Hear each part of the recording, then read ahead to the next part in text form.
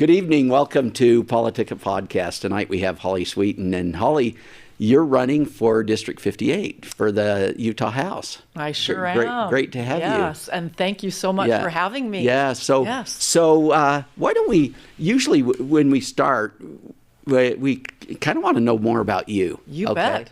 So yes. I know that you're working with Burgess Owens right now, right?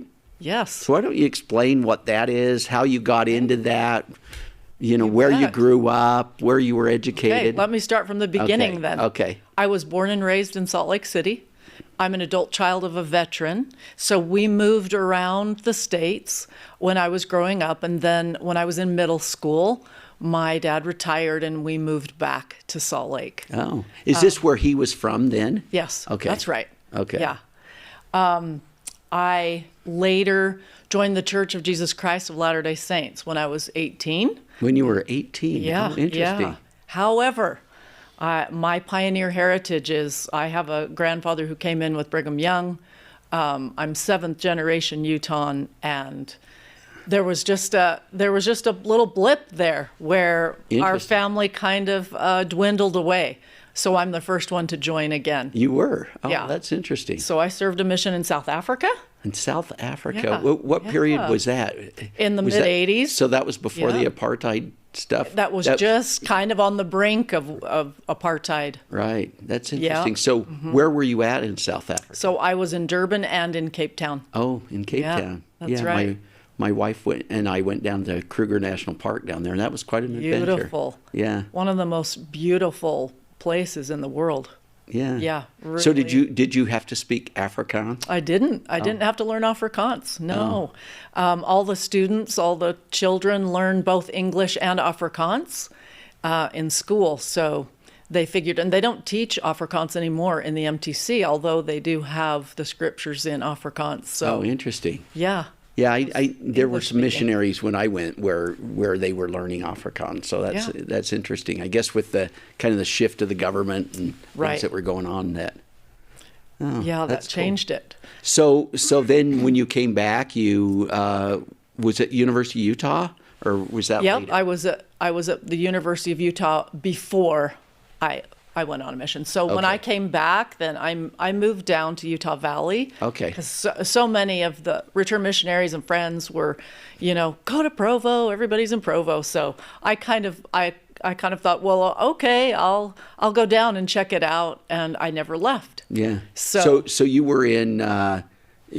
What did you study? National security was one of them, as I recall. So I studied behavioral science and also national security. So two separate degrees. So what was kind of the plan when you got that degree? What? I don't know. I was just, all right, I'm going to go forward and kind of reinvent myself and see where it takes me, and felt very... I just felt a real passion for our country and for giving back. And so I did some really interesting internships through Utah so what Valley were some University. of those? So I interned for Governor Herbert. Okay. And then I interned for the Church of Jesus Christ of Latter-day Saints in New York City. In New York? And for 4 months. Served at the United Nations and with the faith group, different interfaith groups. In New York. So that was very interesting. It's kind of a public relations, government, high impact government internship that I served in New York. So that was very interesting. Then I also served a year for the veterans at UVU for the Veteran Success Center. Did some very interesting things, which sort of opened up doors and windows that led me to working on some political campaigns. And then, so you kind of got your teeth carved on political campaigns. So what were some of those campaigns that you? So I worked on a gubernatorial campaign and a Senate campaign. Oh. And then I served a little bit for Congressman Owens, as my gubernatorial candidate didn't make it through all the way. And then, so I volunteered a little bit for Burgess, and then I thought, during his campaign, you volunteered? Yeah, just a little bit. Oh. Right at the end, because I was on this other campaign. And then I decided, I'd really love to work for him. So That was 4 years ago, and I've just loved working for Congressman Owens. He's common sense, down to earth, and yeah. So, yeah, he's done a really good job. He's made sure impact. has. Yeah. So, and so, what got into you to say I'm going to run for the House? Well, for the past 4 years, I've had the opportunity to serve for and represent Congressman Owens out in his district, from Salt Lake to Utah to San Pete and Juab counties, and just working with local officials, businesses, school districts, chambers, mayors, city council, and on all the issues that matter. And so from Salt Lake down to San Pete County, there are various issues that impact their communities. Very rural in some senses, and very urban in other senses. And so so it gave you a good introduction to the kind of the things that we deal with in the legislature, really, absolutely, right? Yes. And so I, just working on the federal side for the past 4 years, I've realized how out of control the federal government is, especially through the regulatory agencies. Yeah. And whenever we come up upon issues, we're always trying to kind of decide or problem solve as to if it's a state issue or a federal issue. Usually it's both, because we're so entangled with the federal government. Yeah. And as a Constitution coach, so I teach Constitution classes through Patriot Academy, becoming very aware of the separation of powers. Is that the Rick Green group? Is that? Yeah. Yes. Okay. Rick Green down in Texas, Patriot Academy. They're a national organization, and they do online classes. And so as a Constitution coach, I help facilitate those classes throughout the country. So it's really a lot of fun. So because of that, and understanding federalism and seeing what's happening in the state, whether it's through business, whether it's through our ranchers and farmers, through our food security, through public lands issues I was just at a meeting today with PLIPCO up at the governor's office in the Capitol. Hey, we're going to take a break. Okay. And we'll come right back. As an adult child of a veteran who flew helicopters in the Vietnam War in the 101st Airborne Division, it was a thrill of a lifetime to be a guest at Camp Williams to learn how our Utah National Guard are continuously training and serving to help protect our state and nation. Being a passenger in a Black Hawk as pilots performed mock combat maneuvers was thrilling and helped deepen my respect for our military. We must ensure they have what it takes to do their jobs well. Welcome back to PoliticIt, and we've got Holly Sweeten here, District 58, Utah House. And Woo-hoo. So, that's really cool. So, yes. So what motivated you to run for this office? I think what motivated me is really the understanding that we need strong voices for Utah sovereignty, to help us to divide ourselves as far as just what's happening with the regulatory agencies and how it's impacting so many of our families and communities in Utah, and that we've got to be strong and stand for federalism and do all the things that create the most freedom for our families and communities so that they can thrive in their businesses and in their communities. Oh, that's, John Roberts once said that, that the states are sovereign, and he said sometimes they just have to act like it. Exactly. And I was excited in the legislature last term because we actually passed a law that said, hey, if we look at a executive order or something coming from federal agencies, and the attorneys in the legislature deemed that that's unconstitutional, that it imposes something on our sovereignty, then we'll call ourselves into session and pass a resolution. If we pass a resolution that says that is unconstitutional, then we'll inform our agencies that they can't enforce that order, right? And so it kind of turns things around, because now the federal government has to sue us rather than us suing them. Exactly. So we're dealing with a lot of those public lands issues since we're 67% federally owned land here in Utah. And you've had experience with that. That's some of the stuff that you're doing with Congressman Owens, right? That's right. So once a month, I sit on the Public Lands Committee meeting, and we go through all of the areas in Utah that are affected by public lands issues, whether that's grazing permits or whether that's mineral rights or recreation use. We've got a lot of that going on in just our district alone. So all the congressional districts are dealing with these issues, and those are big issues in your House district too, then. Right, exactly, yeah. And so in your House district, what are some of the things that you feel that you're uniquely qualified to do? I know you come from a military family, so. That's right. So one of those things that is really important, I think, for Utah County is our transportation infrastructure. Oh, okay. And Congressman Owens sits on the Transportation Infrastructure Committee, and Roads is one of the subcommittees.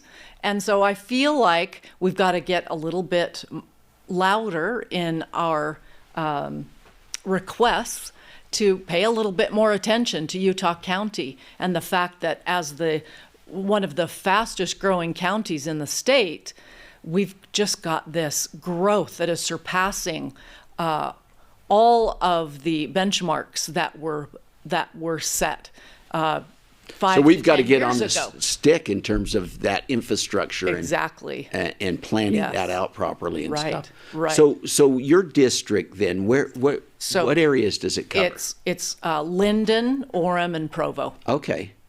Not all of each, but parts of each. Yeah. Yes. So you probably have a lot of the faculty from the two universities down there, right? Definitely, yes. That are in your district. Yeah, we've got a lot of teachers. And, I've put 9 children through the Alpine School District. Oh, so interesting. Just very, very grateful for the teachers and the faculty and our educators all throughout Utah County. We've got a lot of them, and so grateful for all their hard work and dedication. Right.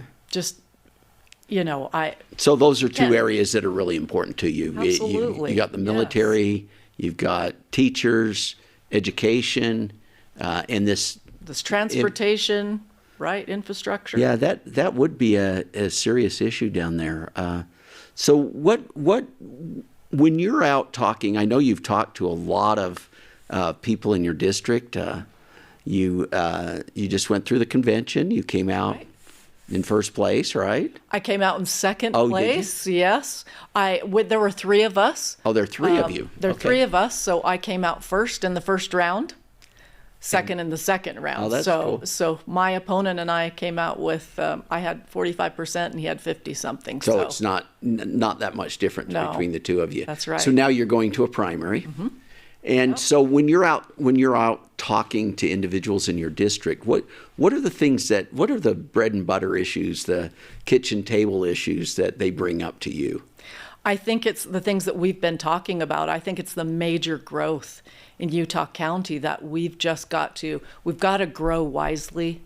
We've got to make sure that our children can stay. The housing crisis, it's a housing affordability crisis. Our children can no longer afford to stay in Utah unless they're renting, and the rents are they're just unaffordable. Yeah, my son just got married, and I was shocked when I found out what they had to pay for their apartment. It's really that's something that we've really got to work on, is creating more housing and how to deal with this inflation. Right.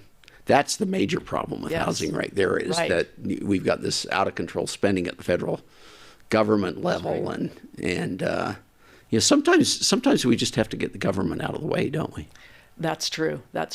But, I'm very, very grateful for wonderful legislators like yourself who are fiscally conservative and who run this state so well as far as our budget.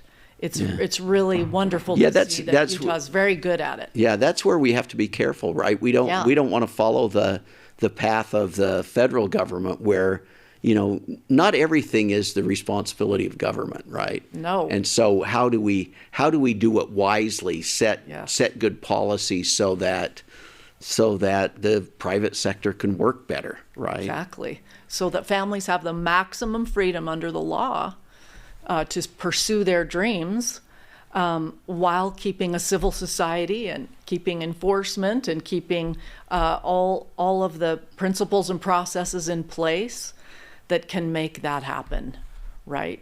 Yeah. Under the Constitution and under our federalism. Well, I think that's really cool that you teach these Constitution classes. I think that's, I think understanding fully the freedoms that we have and the liberties that we have are really important for us, aren't they?